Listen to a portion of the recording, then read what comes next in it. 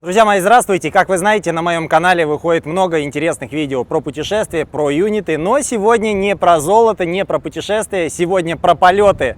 Некоторые из вас уже знают, что я обучаюсь пилотированию здесь, на территории Соединенных Штатов, Майами. Пытаюсь об этом рассказывать, не всегда есть время, но сегодня мы возьмем интервью у девушки, которая уже стала пилотом. И помимо того, что она стала пилотом, она уже наземный инструктор. Давайте не будем задерживаться, я надеюсь, выпуск вам понравится. Если есть вопросы по пилотированию, обязательно пишите, звоните, обращайтесь во всех социальных сетях. Желаю вам хорошего настроения, поехали в новый выпуск!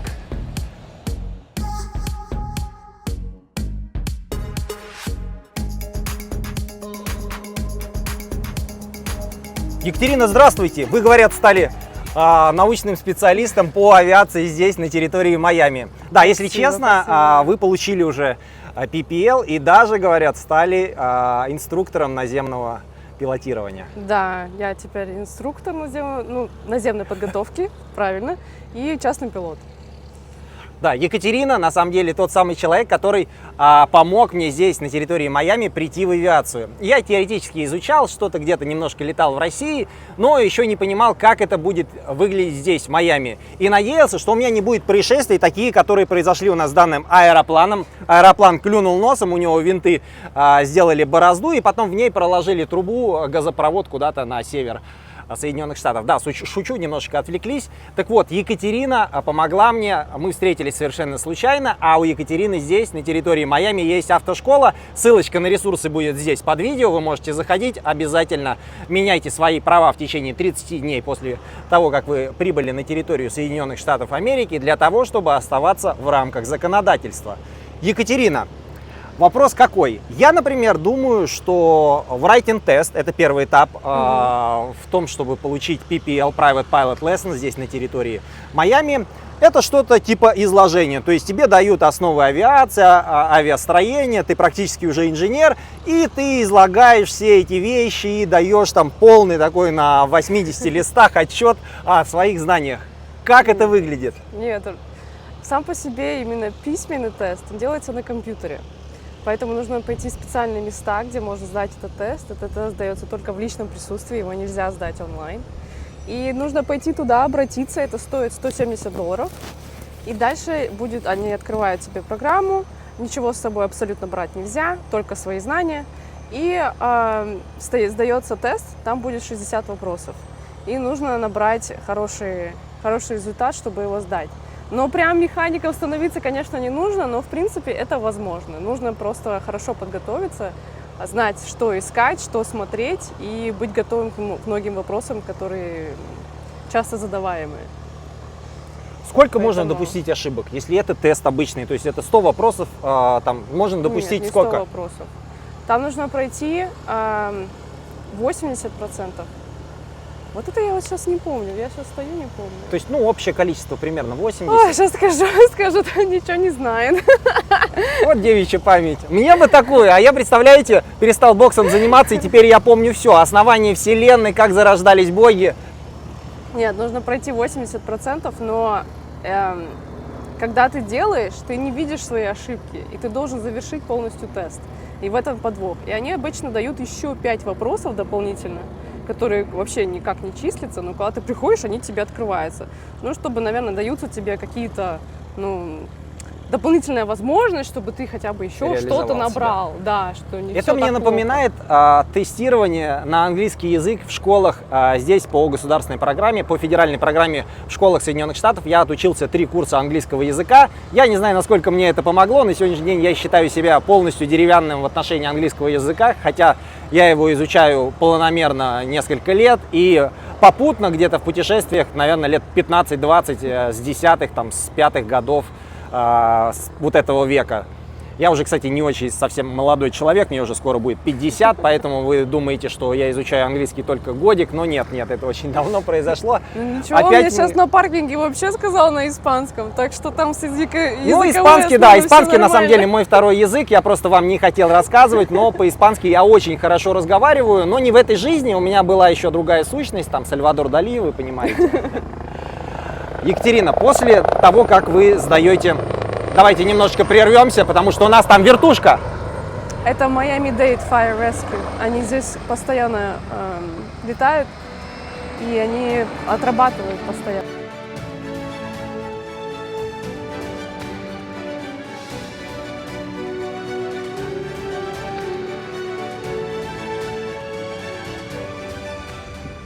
Ребята, пилотирование на самом деле всегда сопряжено с расходами. И если у вас непредвиденные расходы в какой-то из стран мира, вы прилетели и вам срочно нужны наличные, то сервис обменка — это то, что поможет вам в этих проблемах. Оно решит любые задачи. Переводы денежных средств из Соединенных Штатов в Соединенные Штаты, из любой страны мира. Перевод криптовалют внутри Соединенных Штатов или вывод за рубеж. Это официальный сервис, который работает на территории Соединенных Штатов, да и всего мира уже не первый год. Сервис обменка, обязательно заходите, ссылочка в описании. Остановились. В Writing Test вы говорили о том, что в районе 70, если я не ошибаюсь, да, у нас пропускной балл? Я не совсем уточнила, 70%, и там, да, 60 вопросов, и дается 2,5 часа. Это достаточно много, чтобы подумать, посидеть, поспоминать. 40 вопросов нужно ответить. Да, но опять же, ты их не увидишь сразу. Вот, допустим, отличие, то, что когда ты сдаешь на права здесь, ты их видишь сразу, что какой ответ был неправильный. А здесь тебе нужно завершить весь тест. Только тогда ты узнаешь, что было правильно, что нет, и то тебе не показывают. Вопросы сложные или это, например, что вы считаете самолетом? Оса, самолет или медведь? Хорошо. Чуть более сложнее. Ну, на самом деле не все так плохо, можно просто запоминать механически какие-то. Основа всего вот этого письменного теста — это какая-то механические твои действия, которые ты уже видишь, какие-то слова, и ты вспоминаешь, что на этом основано. Там, допустим, annual inspection, да? Annual inspection — это один раз в год. Да, что это? Сколько раз? Это annual inspection. Но если annual inspection написано, наверное, один раз в год, так оно и выбирается. То есть есть какие-то вопросы логические, которые действительно подумать нужно. Есть вопросы, которые чисто там по каким-то конкретным данным. То есть вот это должен точно правильный ответ. И только один правильный ответ. Поэтому всего 3 варианта. Поэтому даже если вы какие-то вообще не знаете, вы можете просто, не знаю, набрать какие-то, просто случайно выбрав нужный правильный ответ. Так, обождите, Екатерина, это очень важный момент. То есть человек, который пил где-то в Sunny Isles под забором, приехал из Никарагуа, потом на каком-то этапе, хоп, я пилот. Он приходит такой, я хочу сдать writing тест. Садится, покликал и случайно попал. Что ему нужно дальше для того, чтобы стать реальным пилотом, обычному бомжу с улицы, который жил на Sunny Isles? Он покликал, попал. Дальше у нас чек-райд. Мы приходим на чек-райд. Что нужно обычному бомжу, чтобы его допустили на чек-райд? Или все-таки там нужно быть квалифицированным специалистом? Ну тут уже надо побольше надо быть. Если на обычном таком тесте, да, на письменном тесте ты каким-то образом, случайным образом можешь что-то набрать, но когда ты уже пойдешь именно на сам чек-райд, то тут уже нет таких вариантов, что ты просто случайно сдал его. Поэтому даже когда ты там случайным образом набрал, такого тоже не может быть, потому что у тебя должен быть инструктор, который тебе должен написать разрешение к этому тесту. А инструктор не даст тебе разрешение только потому, что ты ему там сказал, что ты что-то поучил. Ему тоже нужно знать, что ты действительно готовился. Нас, наверное, сегодня будут смотреть не только профессиональные пилоты, а, возможно, даже люди, которые не всегда имели отношение с авиацией, а чаще пололи грядки, а, может быть, занимались совершенно в других отраслях, например, биологией или микродинамикой, еще какими-то сложными дисциплинами. Ой, опять у нас здесь самолеты, но они у нас будут летать каждые 10-15 секунд, поэтому не будем отвлекаться, я надеюсь, аудио нас спасает. Так вот, что такое чек-райд? Я не понимаю, что же такое чек-райд? Чек-райд справа налево, как это? Чек-райд — это как экзамен по вождению. То есть, но не совсем экзамен по вождению. То есть здесь это получается практический экзамен, который состоит из 2 этапов. Первый этап — это устный тест, то есть ты садишься с экзаменатором, экзаменатор тебе задает вопросы, ты должен на них отвечать, вести разговор. Дальше, после этого, если экзаменатор видит, что ты можешь отвечать на все вопросы. Теоретическая часть, да. Ты можешь все это сказать, рассказать, объяснить. У него нет дальше никаких вопросов. И дальше уже приступает к самой экзаменации. Именно идете вы к самолету. Дальше проводите pre-flight. Все как обычно. Он будет смотреть, и он может что-то спросить. Допустим, так, покажи мне, где находится beacon light, да, и вот ты покажешь, что это маячок. Так, ага. А что означает вот эта антенна? А для чего вот эта антенна? То есть, да, такое может быть. Это не всегда, что прям вот конкретно там они что-то спрашивают. И ты никогда не знаешь, что они будут спрашивать. То есть ты готовишься ко всему, но нету такого, что вот сейчас мы пойдем к самолету, и вот сейчас он будет у тебя спрашивать по пунктам вот это, вот это, вот это. Нет, это не... Ну, то есть, если мы, например, берем двигатели Lycoming, и человек, который в них разбирается, он знает, что это оппозитное расположение цилиндров, он будет спрашивать степень сжатия в цилиндрах двигателя Lycoming? Нет, этого не будет спрашивать. Хорошо, мы освободились. Степень сжатия в Lycoming у нас точно не спросят. Это уже огромный плюс. Спросят, скорее всего, какие-то общие вещи, которые вы изучали из авиации, и не будут углубляться в теорию там, познания металлов, старения металла и т.д. и т.п., то есть какие-то инженеринговые вещи. Это не нужно. То есть есть вещи, которые ты должен знать перед тем, как ты пойдешь на check-ride, и твой инструктор обязан это все, конечно, с тобой пройти, и только тогда, и вот когда твой инструктор подпишет разрешение, что ты готов, тогда ты можешь пойти уже на сам check-ride. Ты не можешь пойти без разрешения. Я думал, что я могу в любой момент, когда я захочу позвонить, там, я хочу сегодня. Нет, это делается тогда, когда ты уже выполнил все требования к твоим полетам, они все были выполнены, плюс ты сдал вот этот written test, плюс у тебя есть medical examination, у тебя все это готово, есть picture ID, то есть ты не можешь прийти без ID такого, которого удостоверяет твою личность, плюс студенческий это другое. И твой студенческий обязательно, то есть ты берешь все эти документы, и только тогда ты можешь пойти на check-ride. То есть ты не можешь пойти, допустим, я пойду сдам экзамен теоретический, потом, после вас. Нет, такого не может быть. Сначала ты сдаешь свой этот экзамен, а только потом идешь на check-ride. Да, Екатерина немножечко не договаривает, я вам расскажу некоторые вещи. У Екатерины хороший английский язык. Для тех людей, которые хотят сдавать на PPL, на коммерцию здесь, на территории Соединенных Штатов, большой проблемой станет английский язык, потому что в странах СНГ, как вы знаете, чаще всего вы общаетесь даже с диспетчерами на русском языке. Здесь же, на территории Майами, с вами никто не будет разговаривать на русском языке. Вам придется учить английский, возможно, испанский, если вы летаете в тех аэропортах, в которых летаю я. Здесь иногда, да, разговаривают на испанском. Это очень редко, не часто, но тоже имеет место быть. Екатерина, что было самое сложное? Что вот вас убило, а потом пробудило опять желание летать? Убила, я пробудила, но такого прям не было. То есть все понравилось, все было легко? Нет, каждый может сам процесс был очень непростой, потому что все равно это занимает время, это отнимает, естественно, большое количество финансовых средств. Но сколько у вас отняло это финансовых средств? Все зависит от того, насколько быстро вы хотите завершить весь процесс. Ну вот вы давайте предметно, да. Да, вот если в моем случае у меня не было такой возможности, чтобы летать там, допустим, каждую неделю. Сначала такой возможности не было. И поэтому у меня заняло чуть больше. И, соответственно, если ты больше идешь, больше тратишь. У меня это вышло примерно со всем вместе, с покупкой учебников, с самолетом, инструктором, с подготовкой. Это все заняло примерно около 20 тысяч. 20 тысяч долларов. Да, рассчитывайте на 30 тысяч долларов, потому что у Екатерины был хороший английский язык. Добавьте еще 30% на изучение английского языка, потому что инструктор с вами это штудировать не будет. Вам придется брать дополнительные курсы и образовываться. Екатерина, конечно, немножечко утрирует, говоря, что вот она там очень много времени и денег потратила на это все. Я считаю, что если вы пойдете в какую-то из авиашкол здесь, на территории Майами, я общался с именитыми учениками, с учениками из именитых школ здесь. Я не буду сейчас говорить названия этих школ, все их знают. Опять у нас вертолет. Вот он. Сейчас немножечко мы отвлеклись.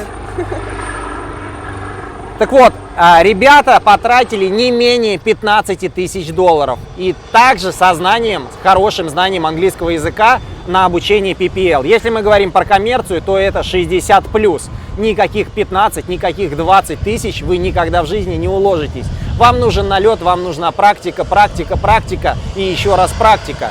Да, не забывайте, что тот факт, что я здесь уже жила. То есть у меня есть уже свое жилье, работа и так далее. Прямо на аэродроме? В Майами. Ну, а есть люди, которые приезжают, поэтому, естественно, они будут тратить гораздо больше из-за того, что им нужно покрыть эти простые расходы на жизнь. Поэтому, естественно, будет гораздо Да, это на самом деле очень серьезные вещи, которые многие не берут в расчет о том, что вам нужно... А Майами — это один из самых дорогих городов современного мира. Вам нужно кушать. Ну, кушать в Майами, ладно, вы можете поехать и где-нибудь в фудбанке взять себе замороженную курицу с просрочкой минус 3 дня. Допустим, что вы поели. Помимо того, что вы поели, вам нужно где-то переночевать. Чтобы переночевать в Майами, если вы возьмете койку многоярусную в какой-нибудь комнате, это будет стоить $1000. За $1000 в некоторых местах можно снять 3-4 дома, а то и 5. И жить 5 семьями. Но здесь, чтобы снять вам хорошее жилье на 1-2 человек, это будет стоить не меньше $2000. Да, это Майами, и от этого никуда не уйти. Помимо этого у вас будет телефончик, у вас будут страховки, у вас будут разные дела. Наложенные расходы минимальные, что я для себя сделал выводом, не меньше 5000 в месяц на семью из 2 человек. Если у вас есть дети, то это облака, и, соответственно, если обучение еще в авиации, какие-то вопросы, это 10-15, это только вот на то, чтобы жить. Никто не говорит о каких-то космических вещах, о строительстве ракеты и сотрудничестве с Илоном Маском. Екатерина, как вы пришли, как вот вы к этим самолетам, видите, у него гнутые лопасти, это же страшно. Это же страшно. Ну, конечно, страшно. Всегда все страшно начинать. Но у меня было большое желание, и это было главной основой, несмотря ни на что, завершить все так, как должно быть. И я к этому шла. Я хотела стать давно еще, наверное, в 2017 году. Мой план был вообще стать именно коммерческим пилотом. Не просто коммерческим, а работать уже, пойти на авиалиниях. Но, к сожалению, этого не состоялось. И все равно у меня мечта стать пилотом, она как была, так и осталась. Но сейчас я иду к другой цели. У меня цель стать инструктором, именно с инструктором по пилотированию. Но чтобы достичь, соответственно, нужно пройти все этапы, чтобы туда попасть. Это не будет так просто, это не просто пойти на частного пилота, выучиться и все. Это еще больше. Да, это большая дорога, и на самом деле здесь, в Соединенных Штатах, эту дорогу можно пройти за несколько лет. В большинстве стран, особенно в странах СНГ, эту дорогу, чтобы пройти, иногда может понадобиться 5-10 лет, а возможно и больше, в зависимости от налета, ошибок и возможности усваивать материал. Когда вы находитесь в зоне, где вы можете с погружением разговаривать на английском языке, это намного проще. Конечно. Вместо того, чтобы штудировать и ломать себя в стране, где вы разговариваете на испанском, на английском, на любом другом языке.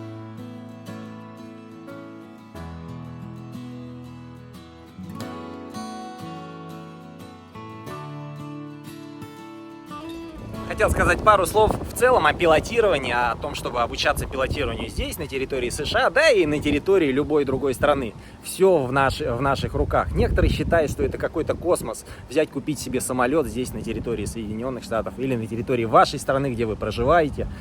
Нет, на самом деле это не сложно.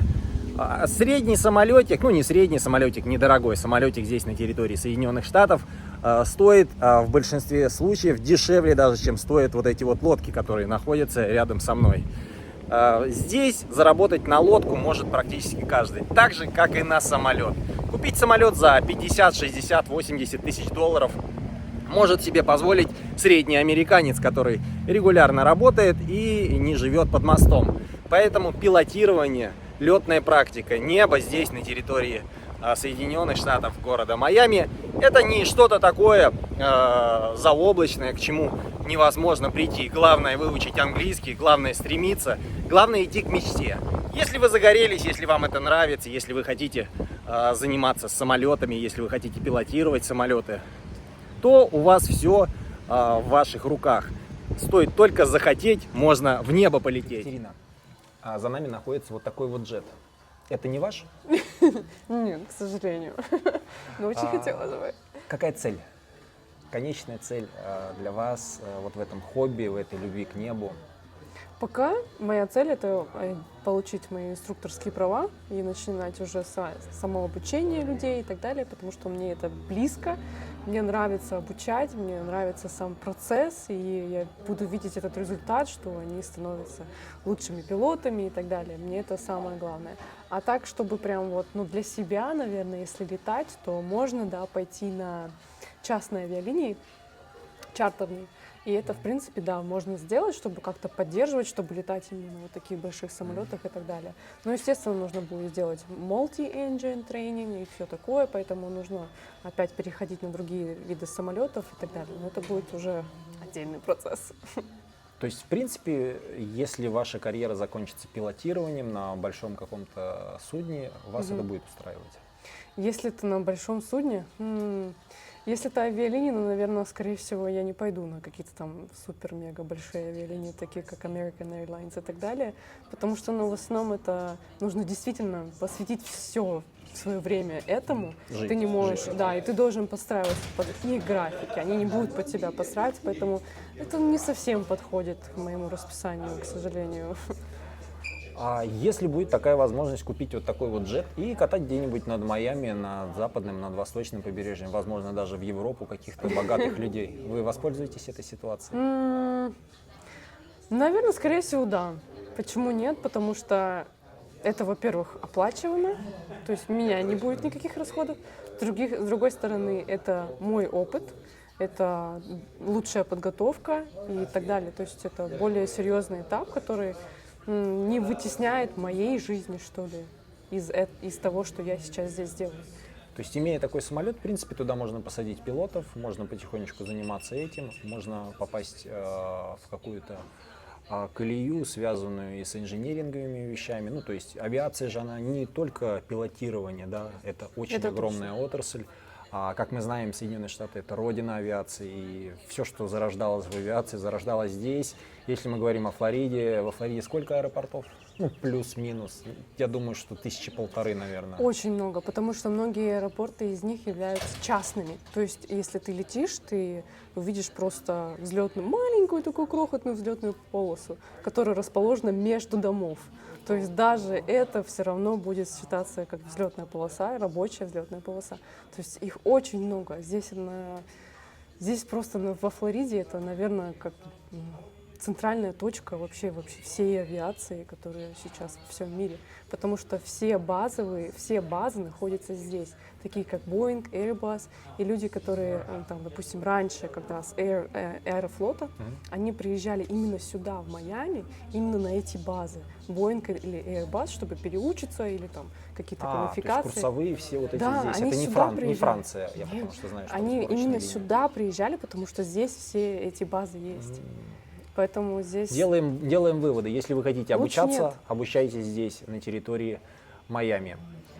Спасибо большое Екатерине, она нам кое-что рассказала, но рассказать еще можно очень и очень много. Возможно, если у вас будут какие-то вопросы, вы сможете обратиться к ней в автошколе, получая права здесь, на территории Соединенных Штатов. Екатерине есть небольшой презент. Spirit of St. Louis.